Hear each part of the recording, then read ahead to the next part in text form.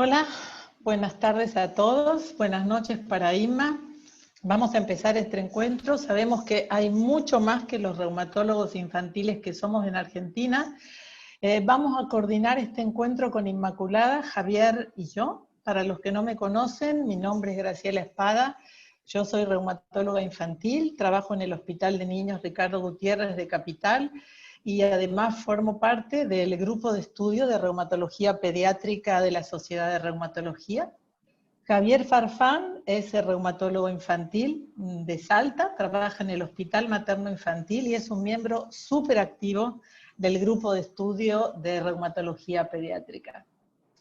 Queremos agradecer sobre todo al presidente de la SAR, a César Graf, que nos da un impulso permanente a que los reumatólogos pediatras podamos tener tareas de educación, y esta es una muy importante porque se trata de una enfermedad, de una pandemia que conocemos, yo podría decir exactamente el día que me vinculé con ella, que conocemos hace 4 meses, y que lo que nos atañe como reumatólogos es básicamente conocer de qué están mórbidos y de qué fallecen estos pacientes. Primero conocimos qué sucede con los adultos, con el pulmón de los adultos cuando se inflaman y se inflaman severamente, y ahora empezamos a conocer que los niños también se inflaman de una manera multisistémica. Ya verán las siglas de cómo se llama este nuevo síndrome, muy parecido en algunos síntomas a la enfermedad de Kawasaki, y para eso tenemos el gran placer de tener a Inmaculada Calva como expositora esta noche.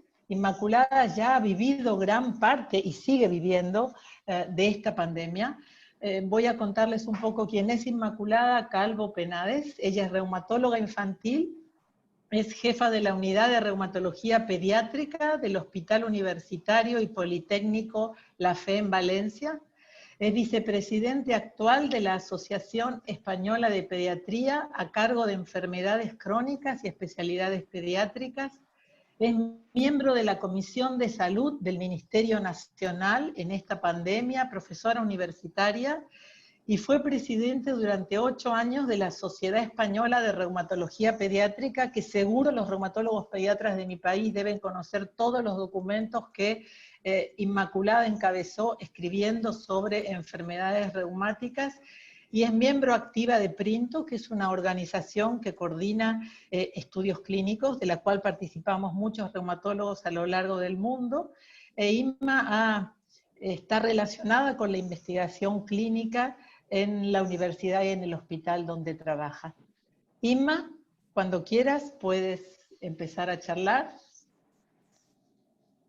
Te escuchamos. Hola, Graciela, gracias al Comité Científico Pediátrico por invitarme, a la Sociedad Argentina de Reumatología. La verdad que para mí es un placer, y es un placer también, la verdad que no el estar conectada, preferiría presencial, porque tengo muy buenos recuerdos de las veces que he podido estar ahí.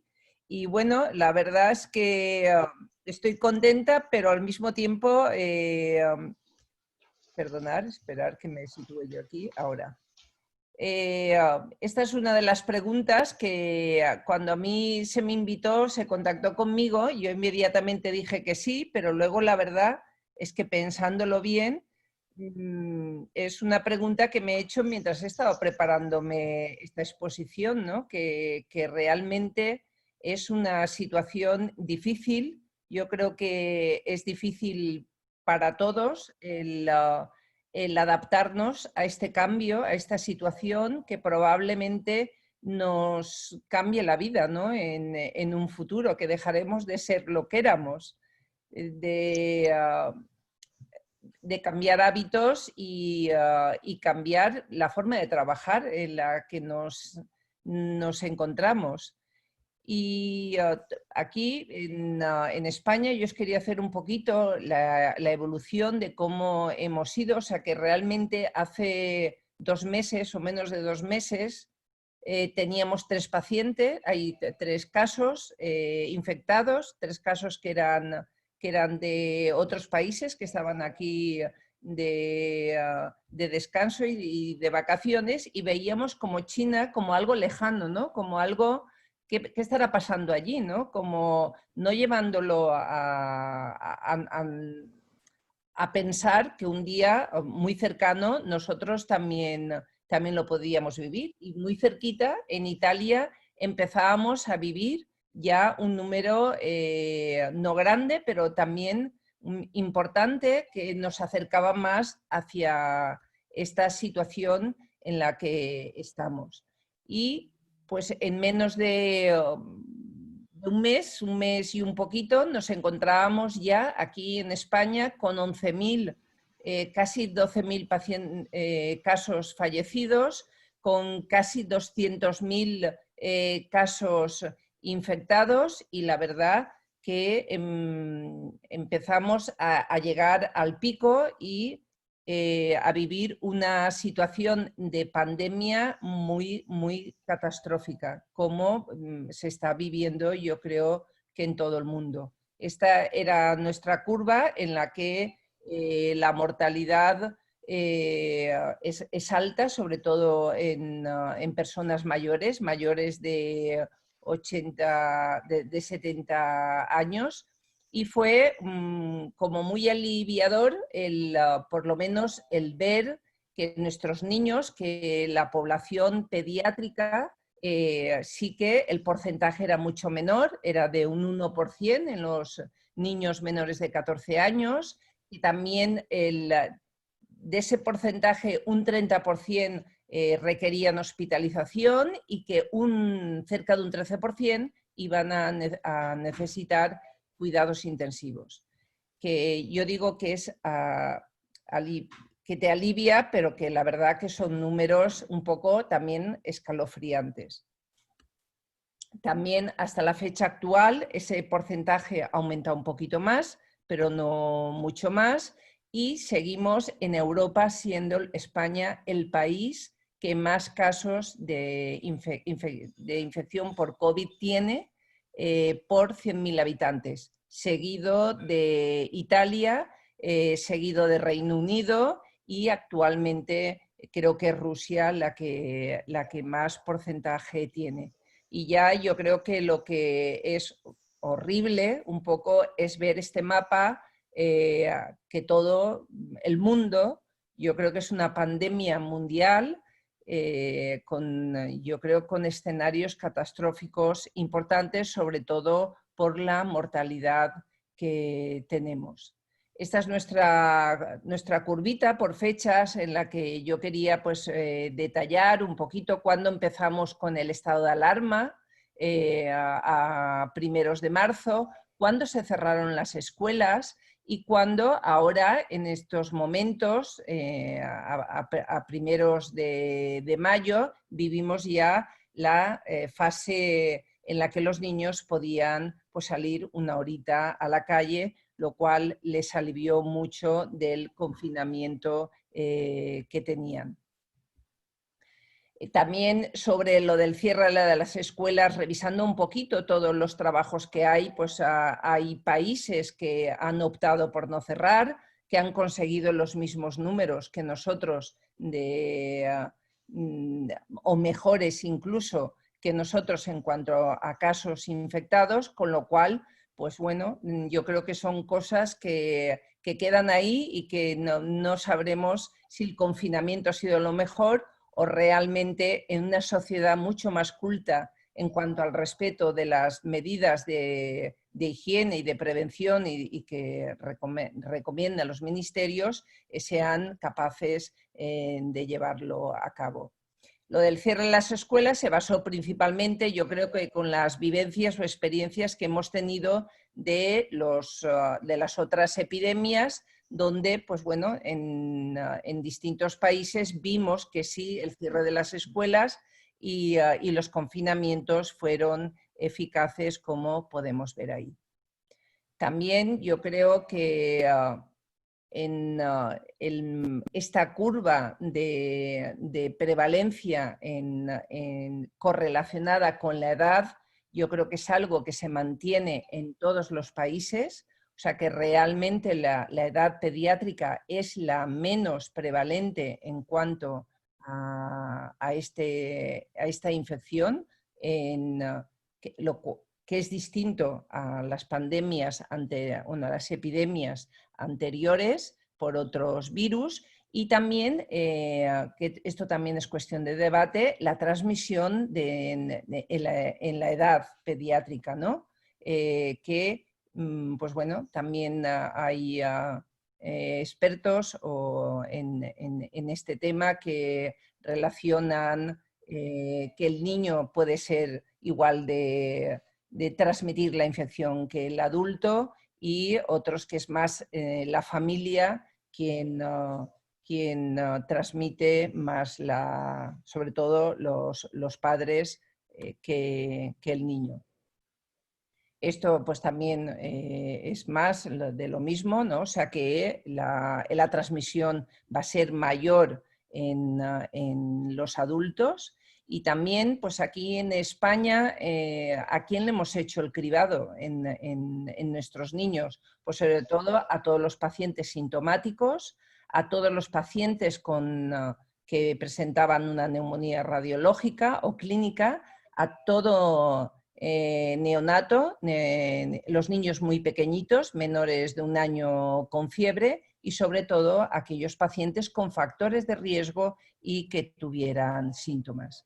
Ello nos ha llevado a ver esta curva que aumentaba el número de casos por día, y también pues comprobábamos también, nos hubiera gustado más porque hemos tenido problemas en cuanto a las técnicas a los test de PCR inicialmente en la pandemia, y también, pues como está pasando ahora en los estudios serológicos, para que a todos nos gustaría saber si realmente tenemos anticuerpos, y sobre todo lo que nos gustaría es tener IgG.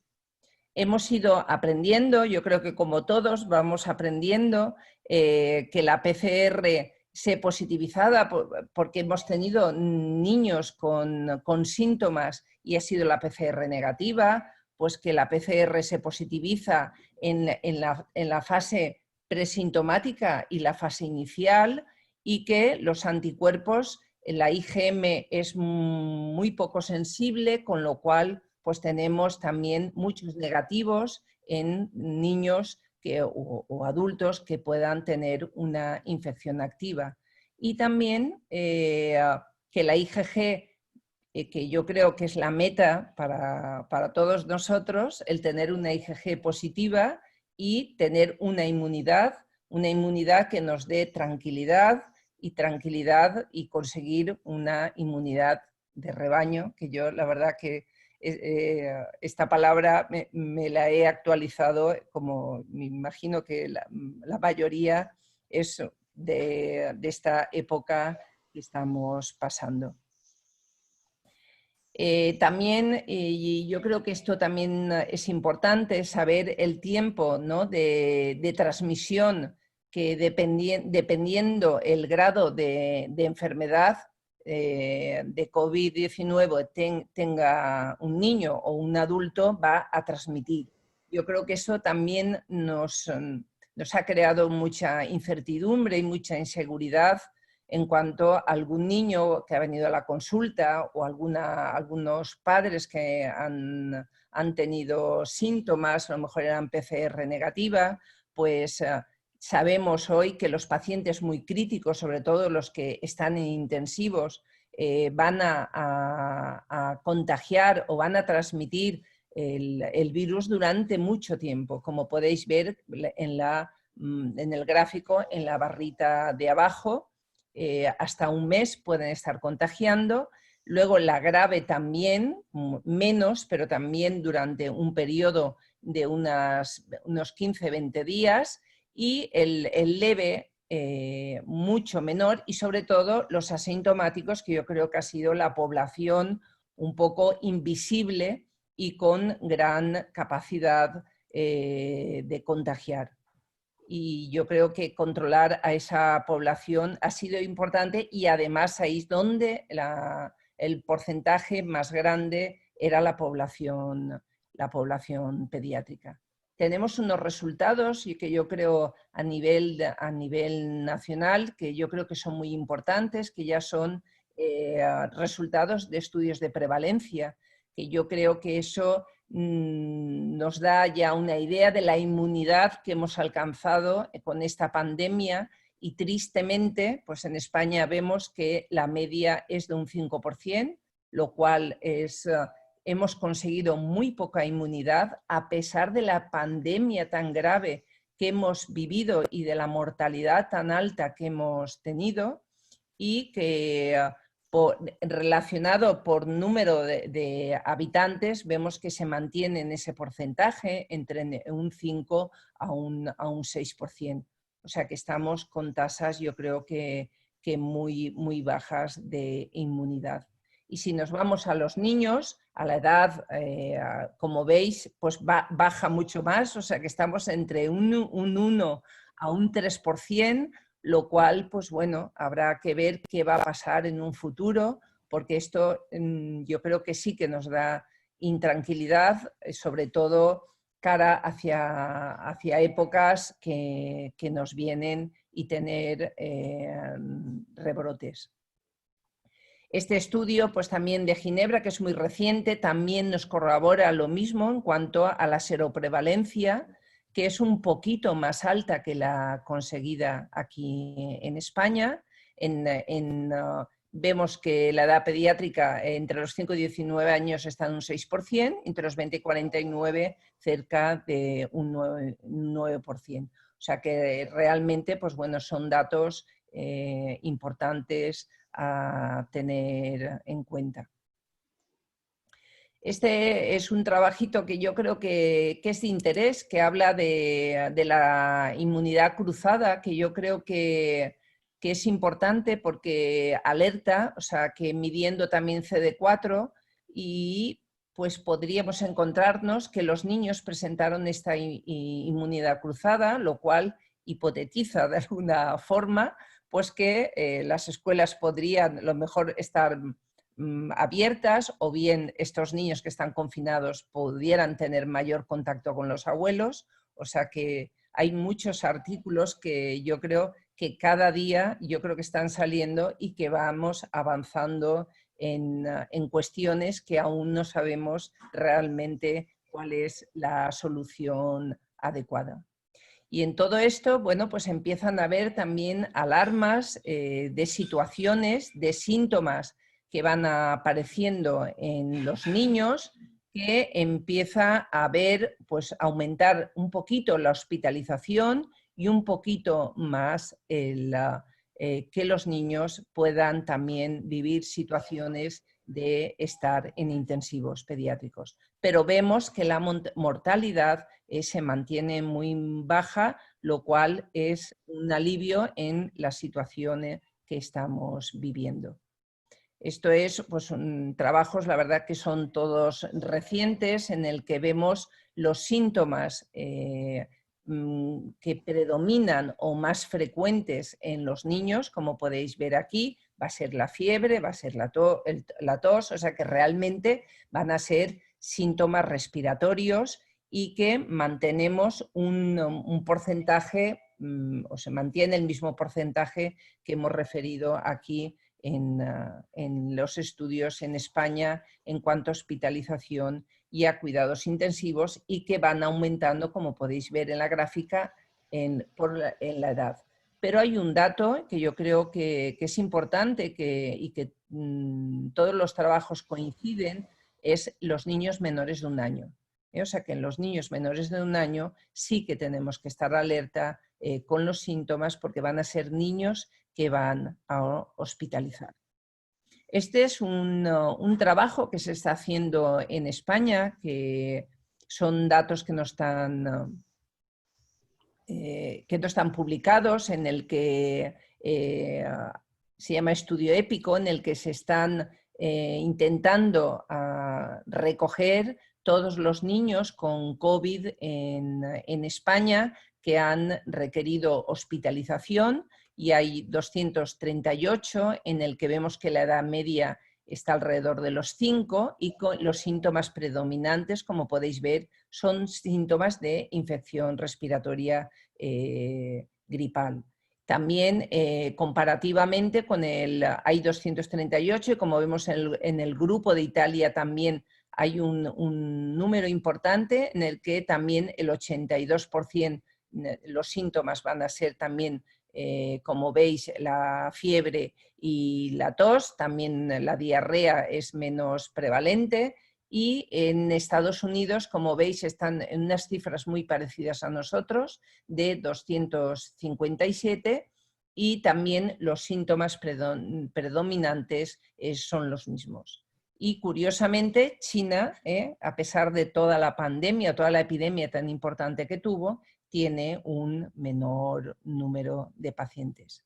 Aquí tenéis también pues, el 83% de los ingresados y cerca de un 20% en el grupo de pacientes en España requirieron intensivos y un 30% de estos niños estuvieron en una situación de gravedad.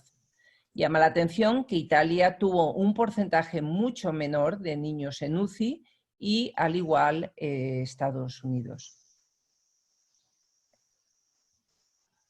En todos ellos hubo las características que definen o que caracterizan a estos pacientes, este síndrome hiperinflamatorio, y este es de un grupo, un número de 43 pacientes del grupo de La Paz, que nos han cedido los datos. Ya está publicado en el Archives of Children, en el que vemos que hay pues, las variables, al igual que en el adulto, de la linfopenia, de los dímeros de aumentados, de la ferritina, la procalcitonina aumentada, la proteína C reactiva, y todos ellos, al igual que el adulto, pues van a ser marcadores de mal pronóstico que tendremos que tener en cuenta, al igual que como las cifras de interleuquina 6. También un porcentaje de este grupo, además yo creo que es un porcentaje alto, un 69% se les hizo radiografía y como veis, pues bueno, había un número considerable en el que había una patología respiratoria en estas radiografías.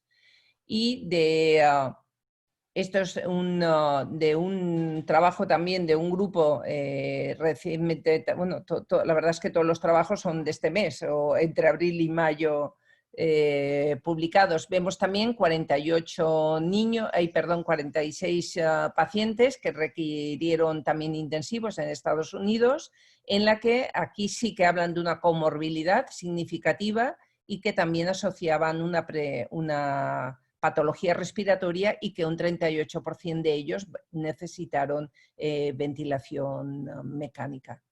Ante esto, el perfil de paciente que ingresa en UCI, pues tenemos por una parte el lactantito pequeño, menor de 1 año, que va a tener patología respiratoria y dificultad, distrés respiratorio. También el niño mayor o adolescente, que también va a tener patología respiratoria.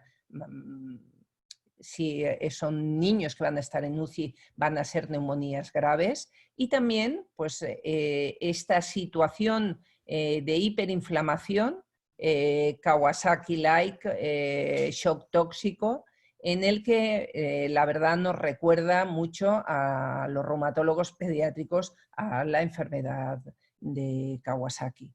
Por lo tanto, vamos a encontrarnos o nos estamos encontrando en un grupo de patología, de situación muy equivalente a la del adulto en cuanto a la patología pulmonar, sobre todo en niños más mayorcitos, no en los pequeños, y con criterios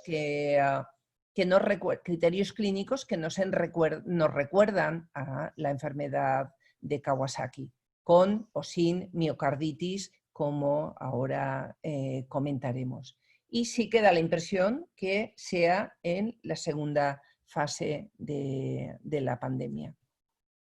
Así hemos tenido pues alertas tanto de España como se creó y creó mucha ansiedad, tanto las alertas también que hizo Reino Unido, Francia, Italia, que constataban casos y que habían alertado también a los pediatras y con ello a las familias. También coincidiendo con toda esta alarma, Nueva York también transmite o da a conocer también la situación que ellos están viviendo en 73 niños que habían fallecido, no sé si uno o dos niños en Nueva York, y todo ello también aumentó.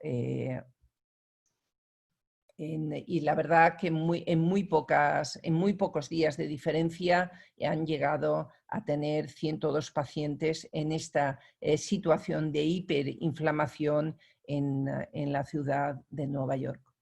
Esto es los pacientes que yo creo que fueron los primeros que el grupo de Reino Unido nos dio a conocer, pero que fue también ahora a primeros de mayo, de 8 pacientes, de 8 niños, en la que sí que nos llama la atención que son niños mayorcitos, exceptuando uno de 4 años, que todos presentaban, la verdad, que síntomas que cumplían unos criterios, la mayoría de ellos, de una enfermedad de Kawasaki. Todos tenían marcadores de hiperinflamación, como hemos comentado anteriormente, y 3 de ellos tenían positividad del test de la PCR y otros habían tenido situación familiar de síntomas de coronavirus. También el grupo italiano, sobre todo, además, es en Lombardía, en Bérgamo, donde realmente se inició la epidemia importante que hubo en Italia, donde hacen un retrospectivo de 5 años en el que tienen muy pocos niños, pero mayoritariamente 10 eran de mitad de febrero a primeros de abril, lo cual pues también de alguna forma lo transmitieron, y las características de estos pacientes que eran muy similares al grupo de Reino Unido. Y en España se ha hecho también pues, a través de la Sociedad de Infecciosas y la Sociedad de Intensivos Pediátricos, intentar también recoger todos los pacientes que habían habido en UCI, en intensivos, y habían incluido 55 pacientes. Como veis, el 50% van a tener o han tenido dificultad respiratoria y un 30% de ellos han precisado ventilación mecánica. Y de estos pacientes, 30 de ellos cumplían las características, como hemos comentado, de enfermedad de Kawasaki-like o shock tóxico. Y como veis, los síntomas principalmente fueron la fiebre en un número importante, el dolor abdominal, algunos de ellos con hipotensión arterial para su edad, las manifestaciones cutáneas y también las de mucosa oral y oculares. De esos 30 pacientes no hay ninguno que haya fallecido y, como veis, la media de edad está cerca de los 10 años. En todo esto, pues bueno, esto es el 14 de mayo, o sea que es hace unos días, aparece un nuevo concepto que intenta agrupar a estos pacientes como síndrome inflamatorio multisistémico pediátrico.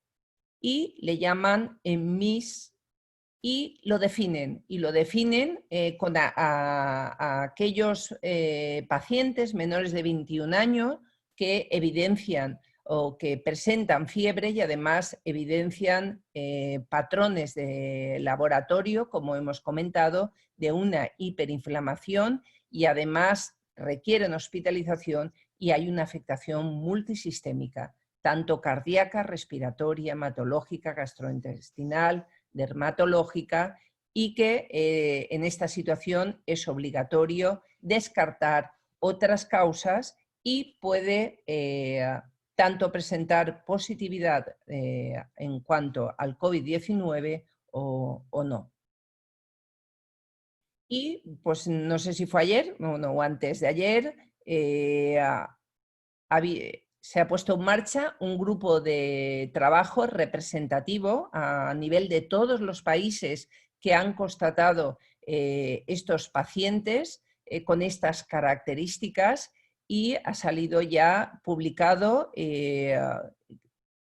cada país, o sea, qué características tienen este grupo de pacientes. Así llama la atención un número importante de 125 que constata Francia, en el que todos ellos tienen una situación de hiperinflamación y están considerados como una enfermedad de Kawasaki. Y un porcentaje de ellos sí que lo relacionan con una positividad de la PCR para el COVID-19.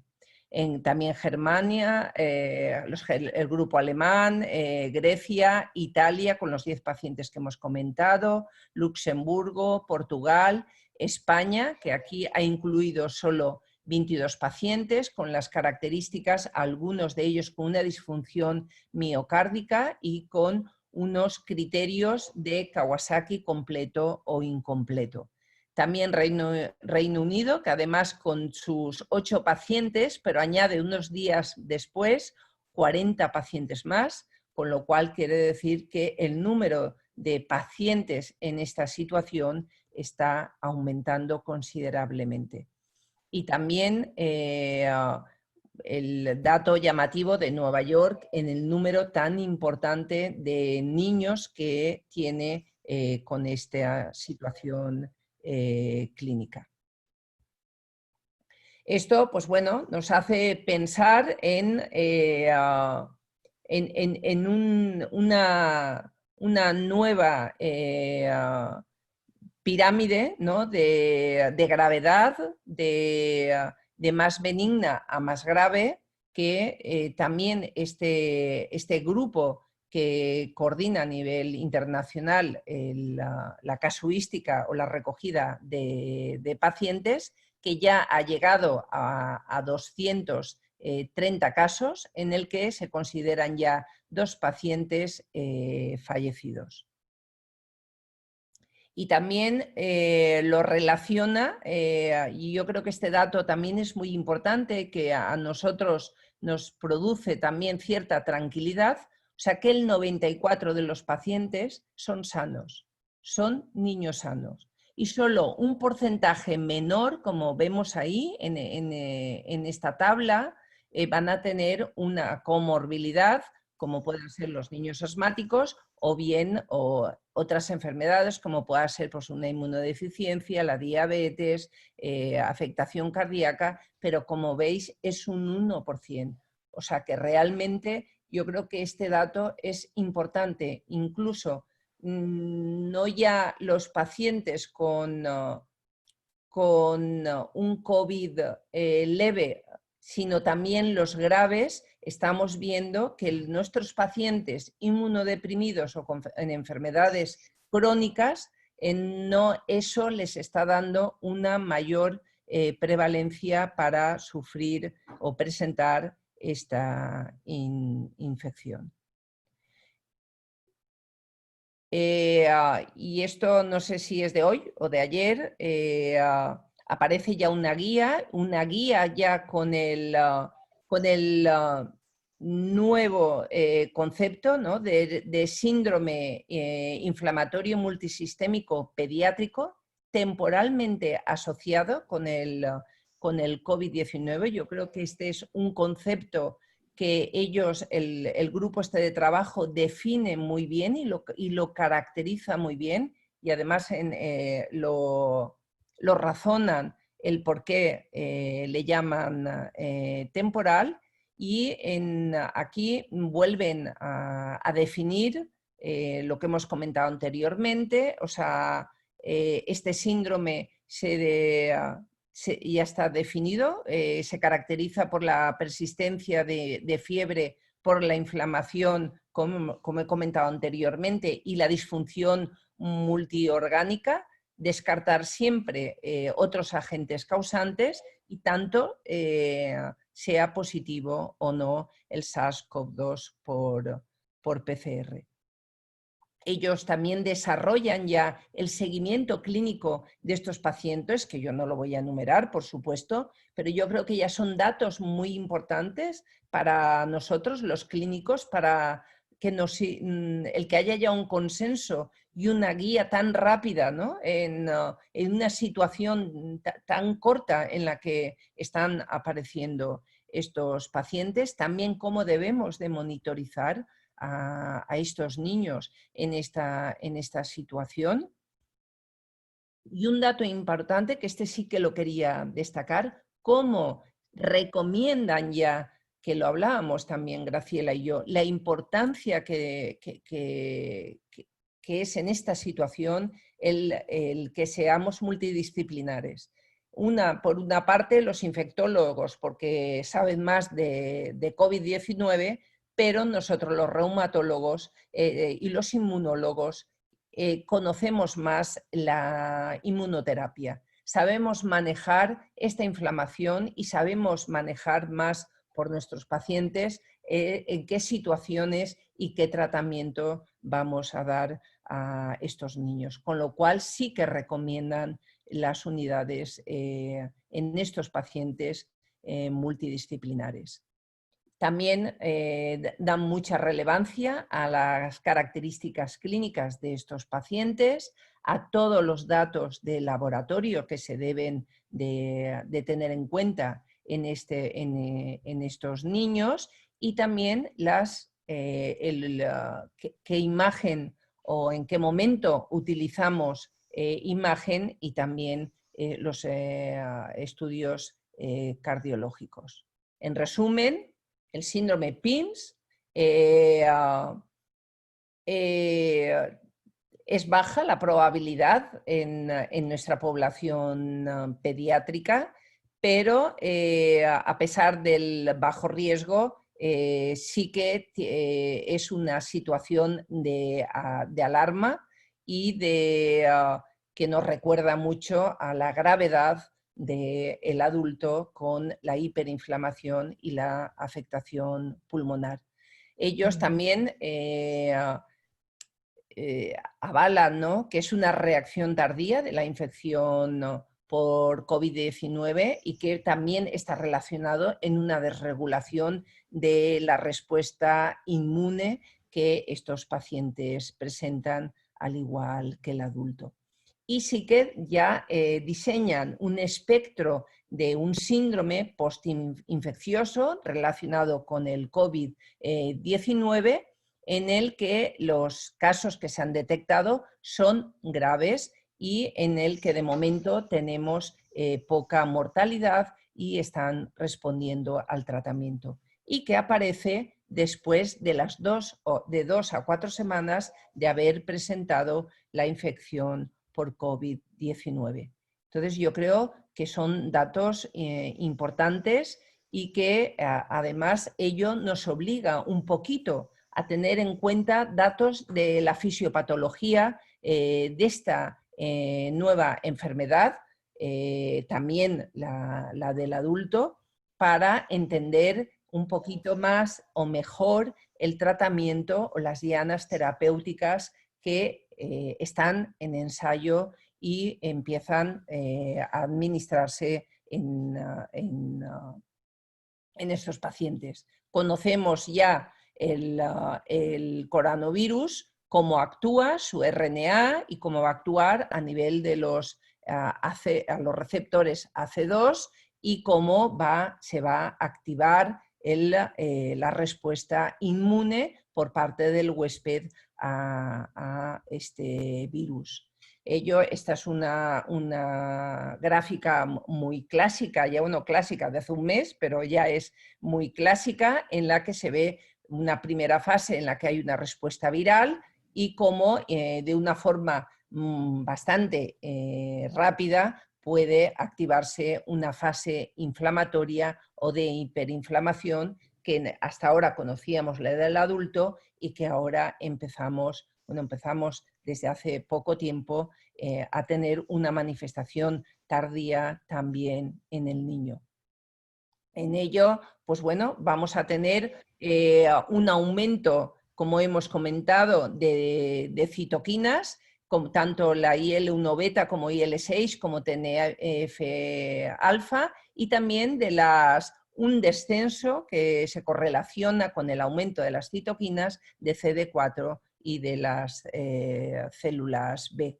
Y ello hará, pues bueno, una distinta actuación, sobre todo en estos autores comentan que nos podemos encontrar en la disregulación inmune y en una activación macrofágica que justificaría la afectación.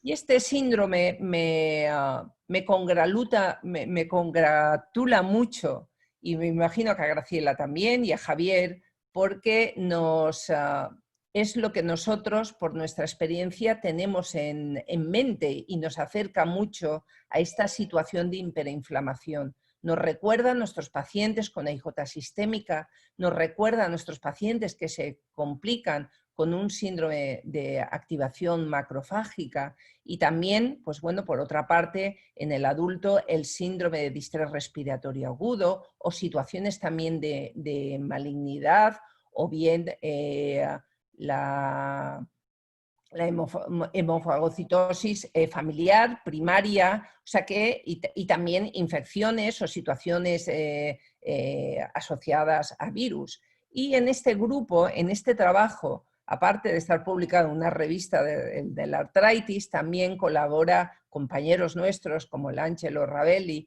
o Benedetti, en el que ellos también intentan acercar esta situación a nuestras vivencias en las que tenemos con nuestros pacientes inflamatorios, en la que también el virus Epstein-Barr, la influenza o la familia de los herpes también nos reproducen estas situaciones. Y biomarcadores que yo creo que tienen, bueno, todos creemos que tienen mucho protagonismo, como es IL-1 beta, IL-1-6, sobre todo IL-1-18, y el interferón también va a ser muy importante en este grupo de pacientes.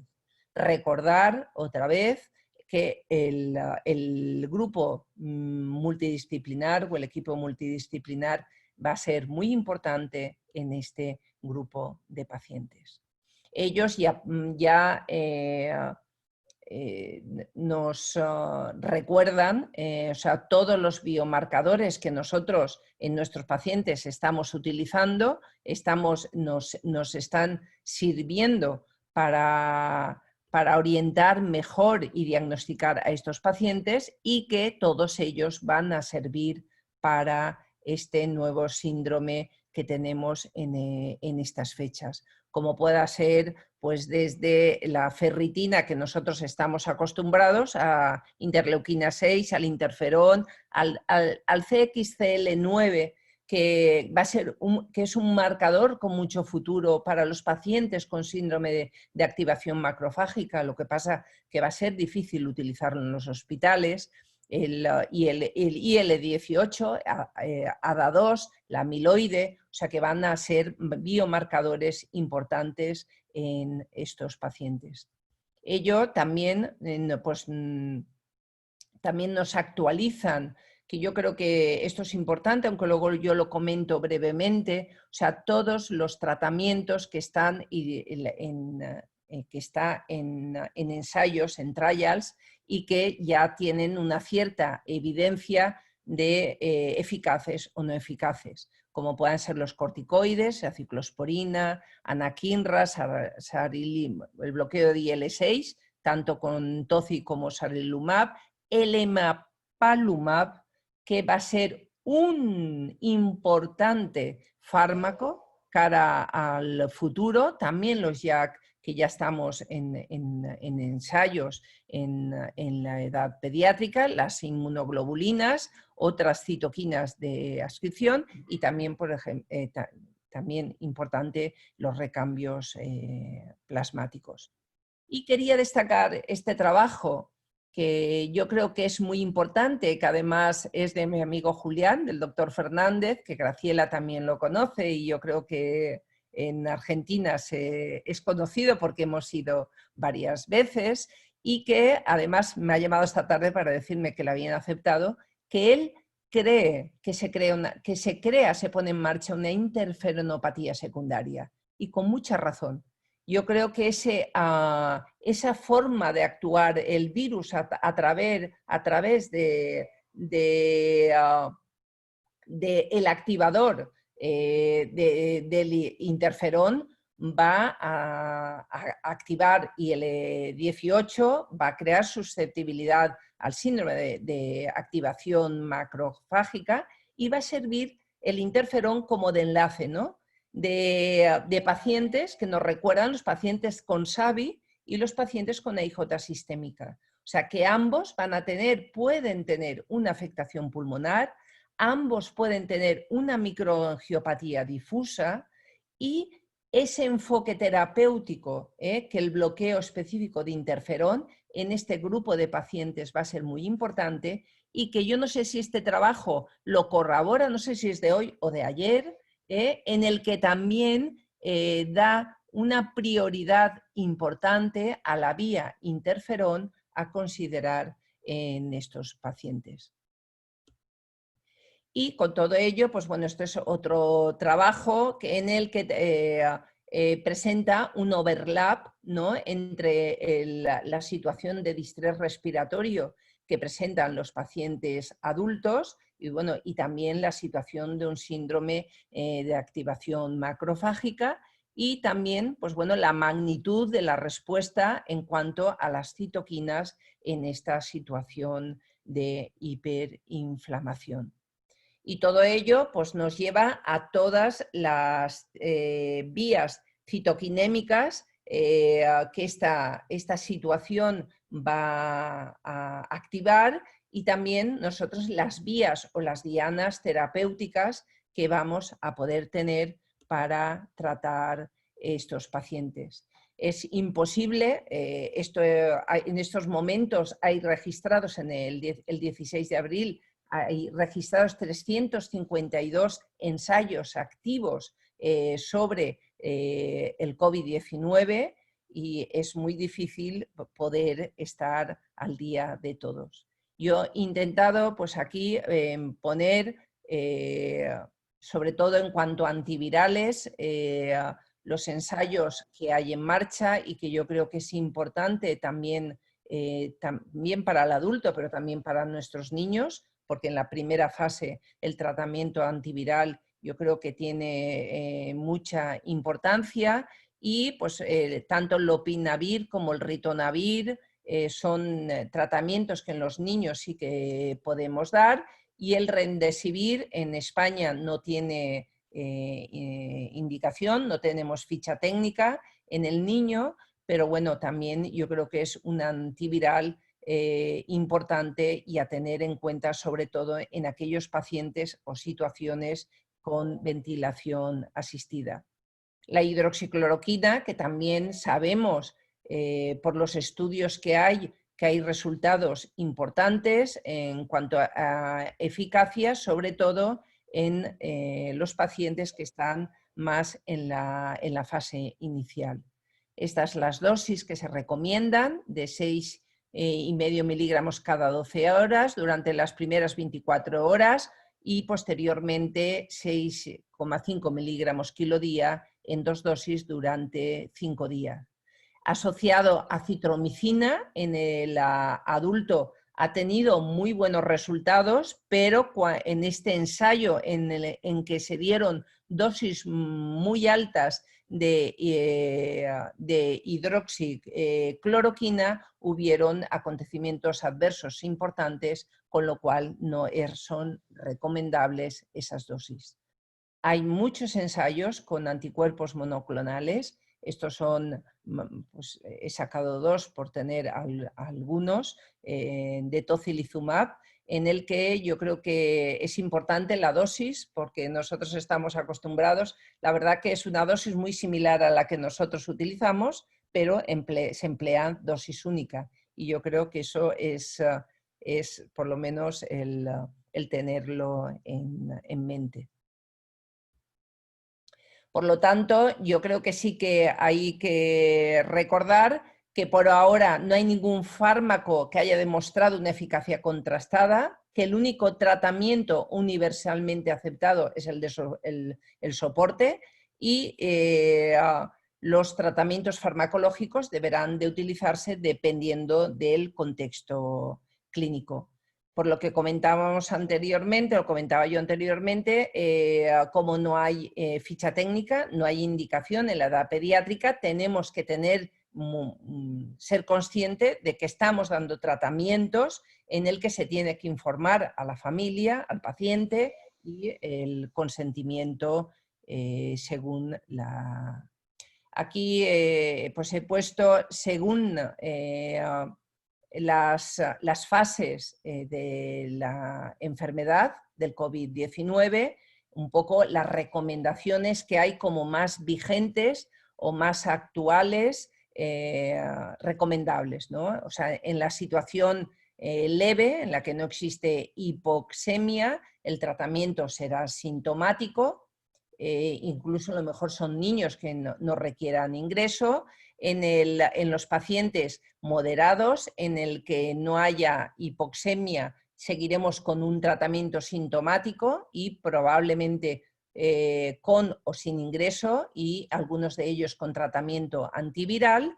Y en aquellos pacientes en situación moderada con patología respiratoria, sí que se asociará la hidroxicloroquina con un antiviral, o bien el lopanivir o bien el ritonavir a valorar.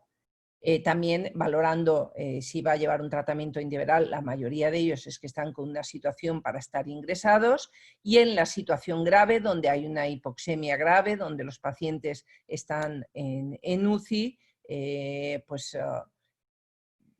hidroxicloroquina, antiviral, en ocasiones asociación de dos antivirales, y por supuesto estos pacientes van a precisar probablemente también de remdesivir y también de un tratamiento, una terapia biológica. Aquí mayoritariamente yo creo que todos estamos utilizando tocilizumab, pero también yo creo que el bloqueo de IL-1 con anakinra, hay un ensayo importante con resultados de eficacia, también hay otro con canakinumab, que yo creo que también los resultados serán prometedores. Tenemos también dosis que yo de ritonavir tampoco están ahí, yo no las voy a... Y también del remdesivir, las dosis pediátricas, dependiendo el peso y las dosis que hay que administrar. Y también, pues bueno, recordar que hay otros, sobre todo el interferón, que yo creo que es un ensayo prometedor que ya ha empezado, y que los resultados, yo creo que al igual como los que hay ya en ensayo como terapia para el SAM, los resultados son muy, muy, muy prometedores. Y bueno, pues todos los inmunomoduladores y anticuerpos monoclonales, también hay de colchicina, de indometacina, de recambio plasmático, de antiparasitarios, de antibióticos, etc. Y con todo ello, yo ya voy a acabar. Quería comentar, yo creo que, no sé si en el mes de abril empezó, yo creo que todos hemos recibido por redes sociales que la verdad es que a mí me preocupó, ¿no? O sea, pacientes con perniosis que se relacionaban con el COVID-19. Entonces, este grupo de dermatólogos italianos lo que hizo es, por las redes sociales, mandar fotografías para que aquellos pacientes que tuvieran, aquellos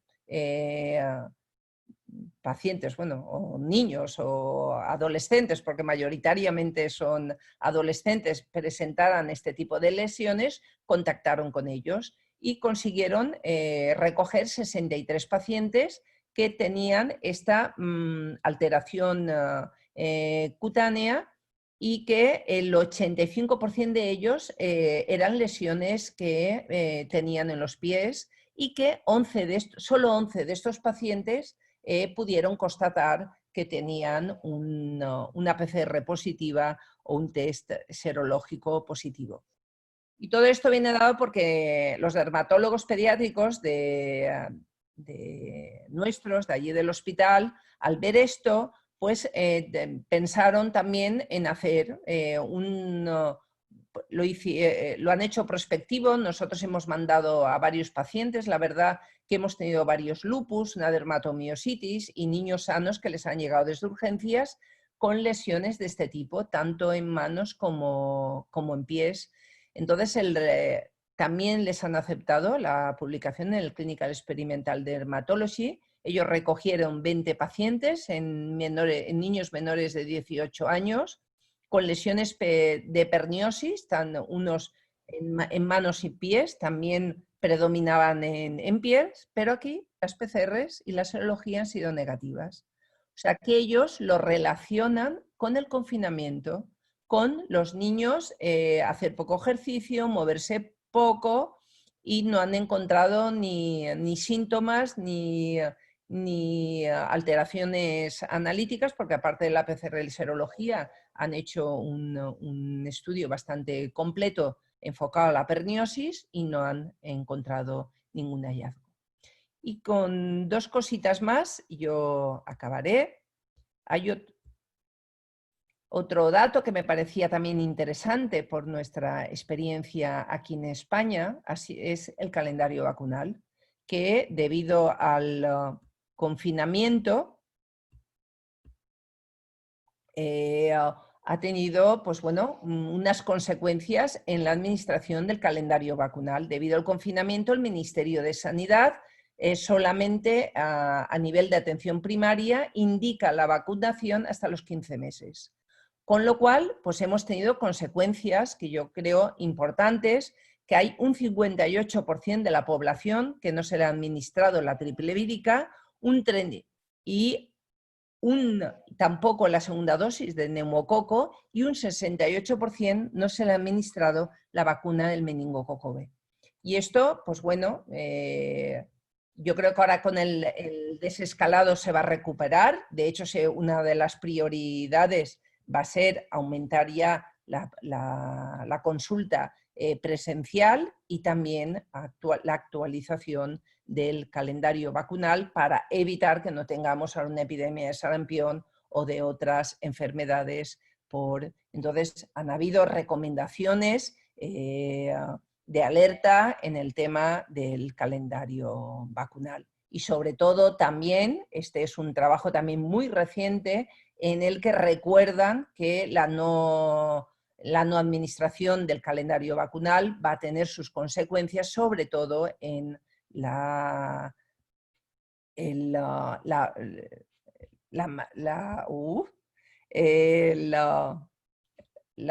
personas. ¿Hay preguntas, Javier? Sí. Sí, hay preguntas, Okay. Las voy comentando por ahí, no está la doctora seguramente al aire, pero hay varias que reúnen factores en común, es decir, cuándo estaría indicado el uso de tratamiento biológico, tocilizumab específicamente, algunos preguntan por anakinra. Lo otro es que en este espectro de enfermedad, que parece ser desde el asintomático, aquel que hace una enfermedad grave, bueno, en esa escala, ¿cuándo usaría ivermectina? ¿Cuándo ellos recomiendan comenzar con tratamiento inmunosupresor? Son todas dudas, la verdad, que son comunes al grupo, a todos nosotros que todavía no comenzamos a vivir la enfermedad plenamente. Otras cosas que también surgen como dudas, y esto podemos comentarlo entre los referentes de los centros que están acá, ¿qué marcadores usan ellos? Interleuquina 6, interferón o simplemente ferritina, que es lo que usamos habitualmente para estos chicos que comienzan a estar con síndrome inflamatorio, mostrarse con inflamación persistente. Y no creo que podríamos comentar aquí entre nosotros, los referentes de cada centro, eso, ¿no? ¿Qué marcadores estamos usando?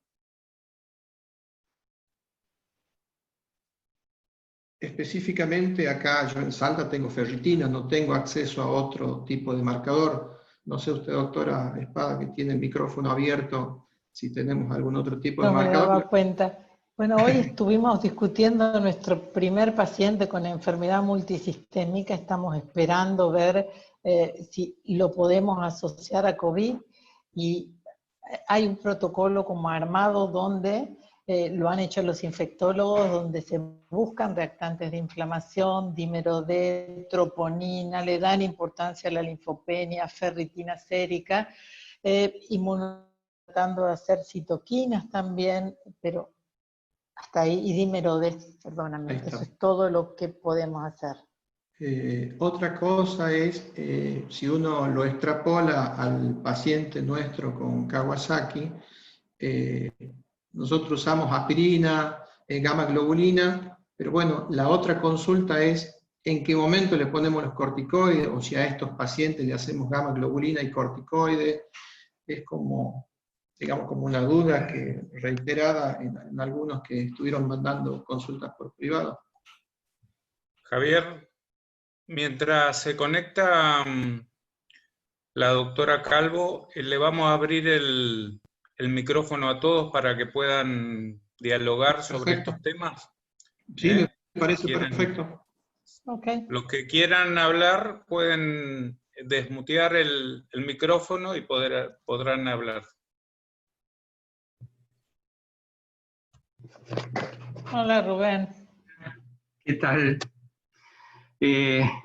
Bueno, si Inmaculada me está escuchando, un gusto verte y poder conversar nuevamente. Cuando uno ve la experiencia europea con este síndrome multisistémico y la posibilidad de Kawasaki, me da la sensación que uno puede diferenciar el síndrome multisistémico de aquellos pacientes con el Kawasaki más típico. Y me llama mucho la atención que todos los pacientes que se comunican con enfermedad de Kawasaki o Kawasaki-like han sido comunicados hacia el final de la pandemia en Italia y en España. Y si uno, no sé si es así, Inmaculada, pero me da la sensación de que se han ido comunicando hacia el final de la experiencia de la pandemia de ustedes. Y que es cuando llega la primavera. Y el Kawasaki tiene una incidencia mayor en primavera, una etiología que es múltiple y cualquier infección puede llegar a darla si el paciente tiene una susceptibilidad a padecer el Kawasaki. Entonces, me parece que el COVID pasa a ser un agente más al que se le puede atribuir el desarrollo de enfermedad de Kawasaki en un paciente susceptible y con una estacionalidad que a lo mejor tiene también algo que ver. No sé cuál es tu opinión. Yo creo que el coronavirus actúa como trigger. De hecho, nosotros en Valencia, que hemos tenido un número menor que Madrid y Barcelona y País Vasco, tenemos menos. O sea que la incidencia mayor del número mayor está donde más epidemia ha habido. Y que yo creo que sí que se correlaciona, o al menos los dos trabajos que hay están sí que están correlacionándolo con el virus, pero con una situación de hiperinflamación relacionada con el coronavirus. ¿Y cuántos de estos pacientes tenían aneurismas coronarios? Muy poquitos. Poquitos. Eso es lo que llama la atención, que no hay, hay muy poca prevalencia de afectación coronaria. Y además yo creo que estará bien, la parte positiva de esta situación es que la terapia biológica va a tener más, va a estar más en primer plano. O sea, yo creo que hasta ahora en el Kawasaki la situación era muy moderada y muy plausible, ¿no? En cuanto llamaba la atención en unas vasculitis, aunque está claro que se autolimitan, pero que son graves y tienen consecuencias graves, no utilizábamos fármacos biológicos. Inmaculada, Javier, ¿te puedo hacer una pregunta? Inmaculada, sí. Quiero llevarte a la serie que comentaste. Te felicito primero porque nos has dado un paseo académico y con un montón de datos impresionantes.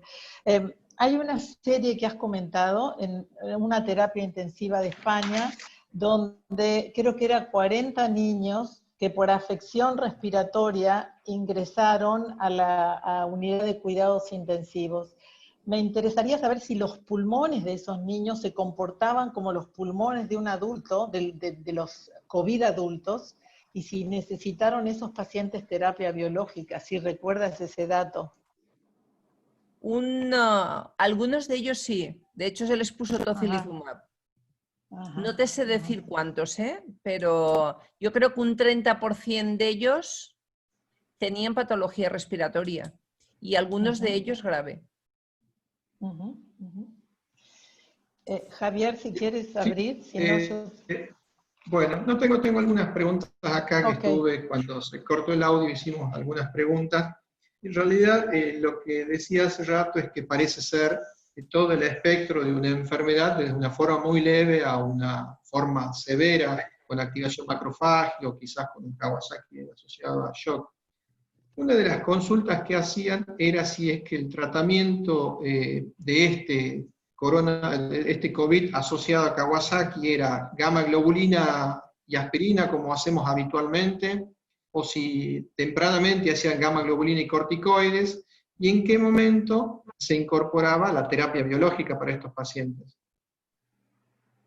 Yo creo que el corticoide en estos pacientes hay que utilizarlo con más precocidad, o sea que no estamos ante una situación de un Kawasaki clásico y que si no hay respuesta, la terapia biológica tampoco hay que esperar y hay que administrarla.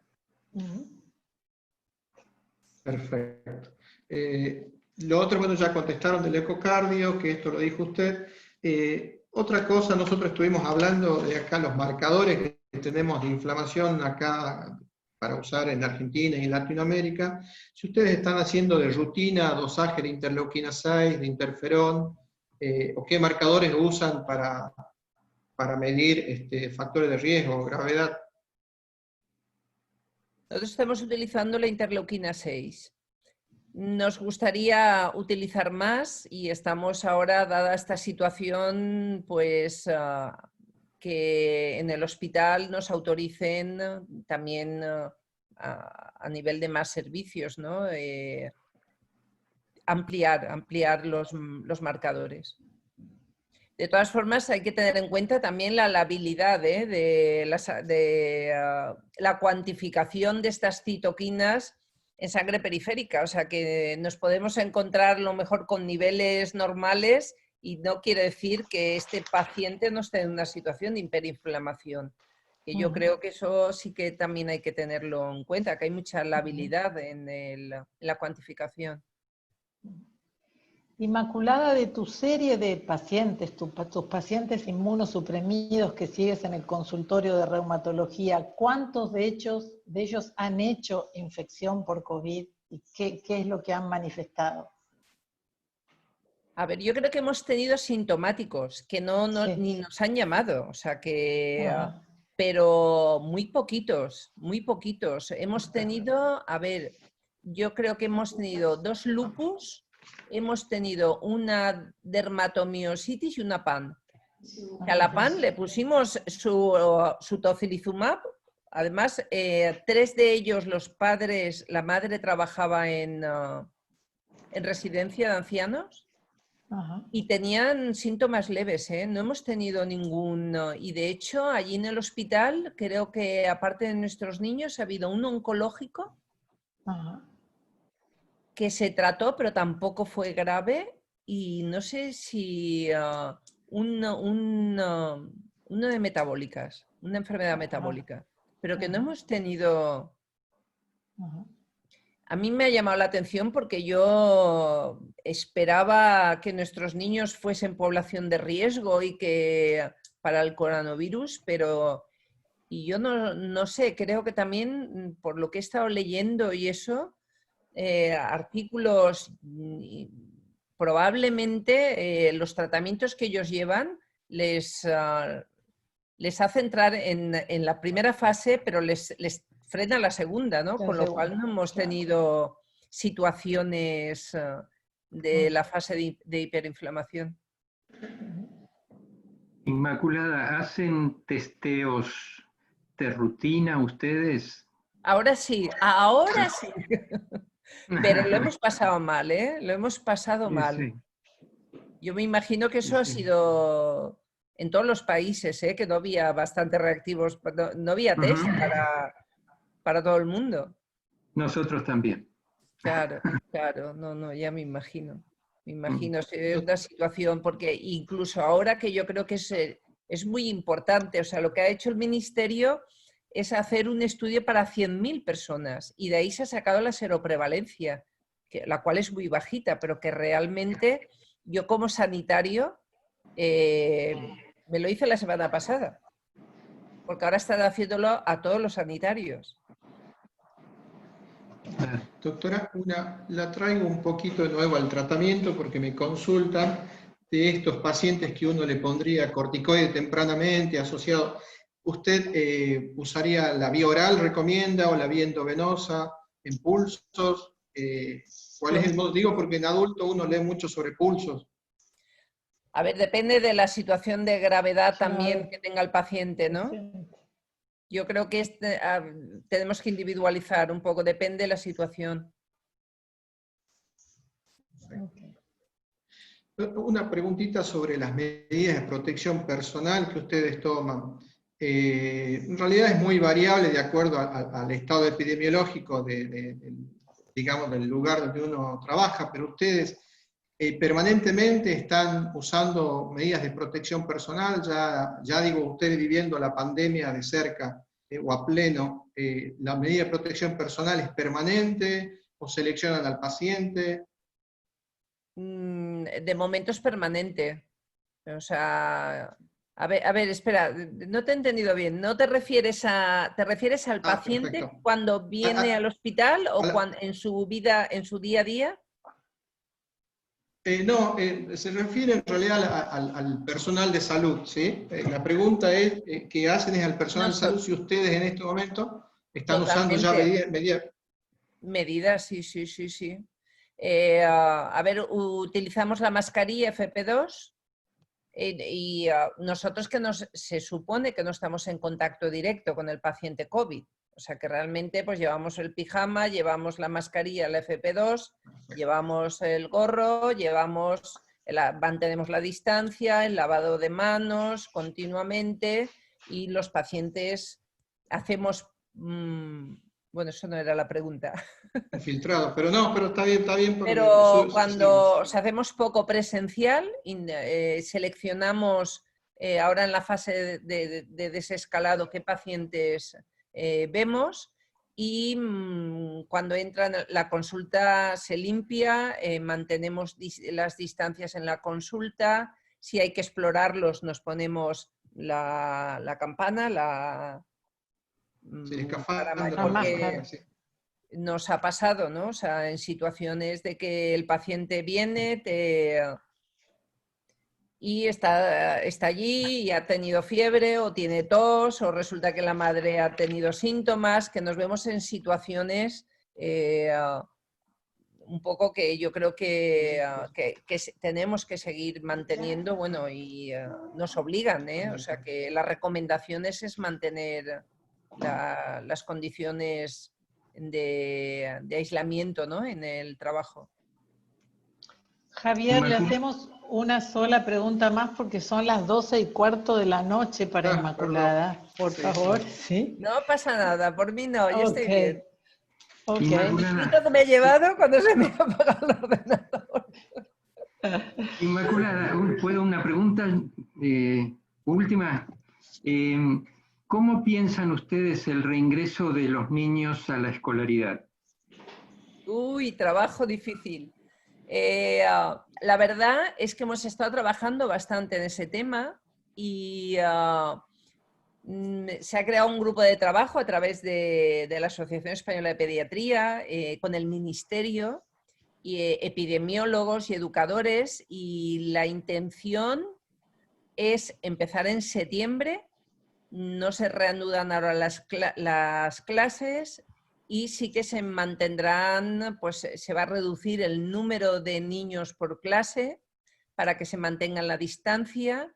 Y un poco pues está el tema de las mascarillas, que hay cosas que son un poco controvertidas, pero ahora que he estado revisando también toda la literatura, también hay algunos autores que están defendiendo la asistencia ya a la escuela. O sea que hay, en España de momento nos empieza, sí que se van a hacer grupos ahora porque a nivel social es un problema importante, porque los padres van a empezar todos a trabajar y los niños están en casa, con lo cual se van a abrir grupos de recuperación y de ayuda, ¿no?, con grupos reducidos. Y otro grupo que también es problema son los pequeños, ¿no?, los niños de guardería, que estos no pueden llevar mascarilla, menores de 4 años, con lo cual también es una situación difícil que se está trabajando ahora. Gracias. Bueno, doctora, para el cierre, doctora Espada. ¿Ya no más preguntas? Bueno, Inmaculada, agradecerte absolutamente de todo corazón. Nos has hecho un paseo espectacular, no solo con tu experiencia, sino revisando la literatura. Así que nuestro agradecimiento por la hora que es. Agradecer a casi los 200 participantes que te han estado escuchando, así que espero que haya sido útil para todos. Agradecerle a Javier la coordinación, a Roberto, que nos ha ayudado mucho en las conexiones que hemos estado practicando, y sin duda a César Graf, que siempre apoya a pediatría, y quiero que no olvidemos eso para seguir trabajando en la sociedad. Buenas noches a todos y cuídense. Adiós. Gracias, muchas gracias a todos. Y unos aplausos. Okay.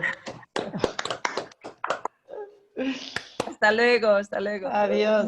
Adiós. Muchas gracias.